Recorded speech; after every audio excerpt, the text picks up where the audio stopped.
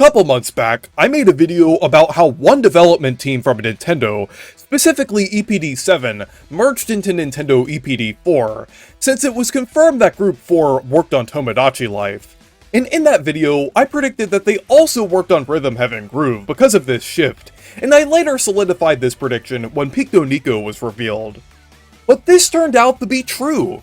Though this game did receive a little support from Intelligent Systems, specifically a couple developers that had major involvement with WarioWare, which made a lot of sense, but still, mostly EPD4. But I feel like this goes to show that we are absolutely at a turning point for EPD Group 4. Before, they were a much smaller studio generally known for making some of Nintendo's most experimental games. Some would be successful, like Ring Fit Adventure, while others like Labo bombed. They didn't really have a consistent lineup of games. That is, until the release of Nintendo Switch Sports in 2022, which was really the first game that was a part of a well-established series. Then, after that, we got Nintendo World Championships NES Edition, co-developed by Indie Zero, which is a spiritual successor to NES Remix and is themed around existing Nintendo games. In this year, we got Tomodachi Life, Rhythm Heaven, and later this year, we're getting Switch Sports Resort, all from Nintendo EPD4.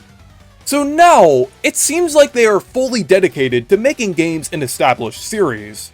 But it seems like they are still heavily involved with experimental projects still, since they are working on the game from the online playtest, and developed software behind things like Nintendo Alarmo.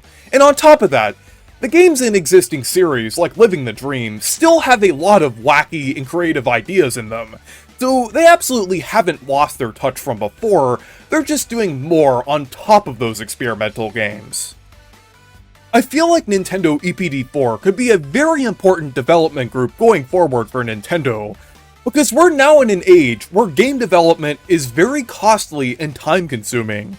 Like, it took 8 years for us to get Mario Kart World, and even Donkey Kong Bonanza started development shortly after Mario Odyssey. Many of the highly detailed models, expansive worlds, and mechanics that are quite literally groundbreaking take quite a lot of time to develop. A game that took 3 years to develop in the past could take 6 years to develop nowadays.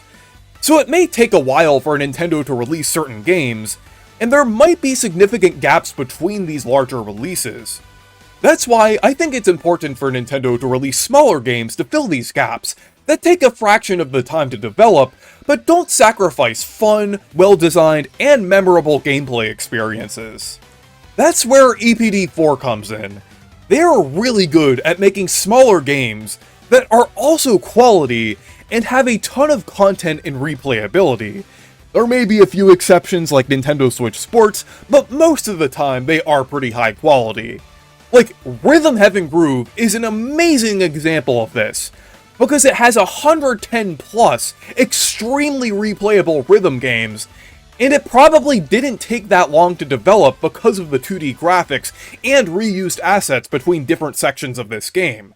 It also brought back a niche, yet highly praised series that has been dormant for over 10 years. So I think games like Rhythm Heaven Groove are an excellent example for filling gaps between large titles.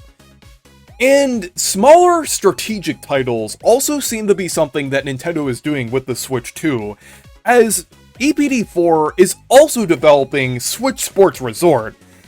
And yeah, I have some issues with the Nintendo Switch Sports series, but despite my gripes with how this game looks so far with things like the Sportsmates returning, I gotta say that this is actually kind of a weirdly smart move for Nintendo. We don't have too many major heavy hitters from Nintendo this year, yet the Wii Sports series is a massive seller and costs a fraction of what other Nintendo titles cost to produce. And it seems like it will get more casual players into the Switch too. It may not be the decision that I would have liked or hoped for, but if a game like this doing well helps fun games like Tomodachi Life and Rhythm Heaven, then I can't really be too mad about this, honestly. And another thing that I haven't even mentioned yet is the fact that EPD4's games are more affordable than larger Nintendo games. Tomodachi Life was $60, but that's still better than the standard $70. And Switch Sports Resort will be $50 digitally and $60 physically, which seems fair and reasonable for the amount of content that they're offering here, since it seems to be significantly more fleshed out than Switch Sports 1. And then finally, Rhythm Heaven Groove is only $40, which is a great deal considering the fact that this is the largest Rhythm Heaven game by far. So in an era where gaming is becoming more unaffordable, even Nintendo games to a degree, at least there's a slightly better option in terms of pricing.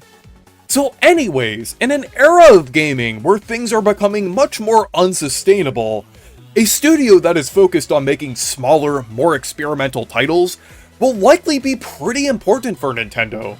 But anyways, let me know what your thoughts are on Nintendo EPD4 down in the comments. So thank you guys for watching this video, make sure to leave a like and subscribe for more, and make sure to check out my Discord server and Blue Sky if you want to. Stay perky!